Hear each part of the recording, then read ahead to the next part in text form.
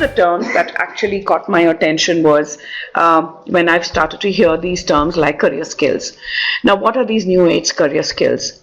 Career skills is maybe new to us, but when you really look into this, it's not very new. It's just evolved, and the meanings have they have a much more deeper meaning by itself.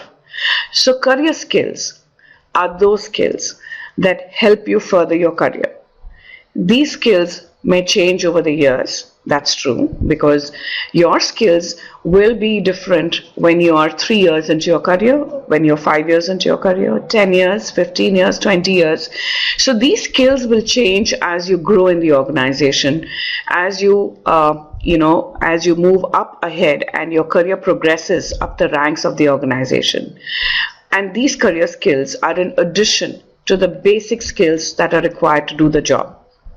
So while you may be recruited for a frontline job, which could be a developer's role, it could be a tech support role, it could be content development, it could be anything, it could be even an operations role.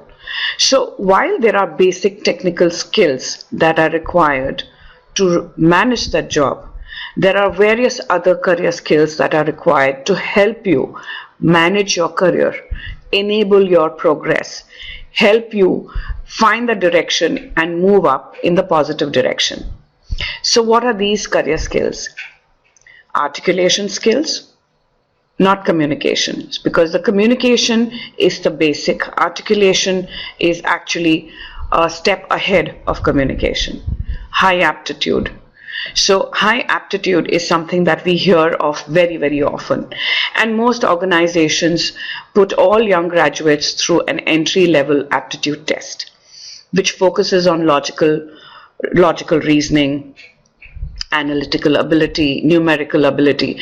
Now, why are these assessments so important? These assessments are very important because we may have heard terms like MBTI. So these assessments actually give the employer a view about your own learning ability. Are you a quick learner? Are you an individual with great analytical skills? So these things become very important, and the aptitude tests actually enable an employer to gauge this in an individual when they meet them for the first time. Next is a team player. A team player is how well do you work with others? How well do you collaborate? Because each team works with another team in order to further the organization's goals. So it's very, very important for an organization to have a very strong, cohesive team which works together and meets their goals and plans together. So this is an extremely important area, because a team player would also mean somebody whose personality and traits incline towards a positivity, towards healthy regard for others, and a lot more that we will hear about in the upcoming slides. Now the last two are networking skills. Networking skills is very essential from an organization's point of view.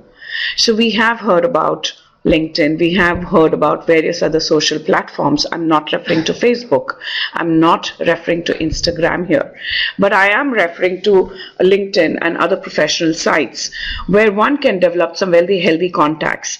So that is what they say, that when you have a very healthy contact base, you are known and you're able to bring in a lot of value and wisdom into the organization when you start off with your first job. So even if you don't have a LinkedIn ID, I think it's a good time to start. And if you do, start networking, start meeting people, identify the forums and groups that are out there. Finally, employers seek people who can get the job done independently. You have to be innovative and you have to be creative. So it's your innovation and creativity which will help you solve a problem, look for logical steps and methods to complete a job. So getting the job done is something that I hear very often, and I hear employees use this term very often as well.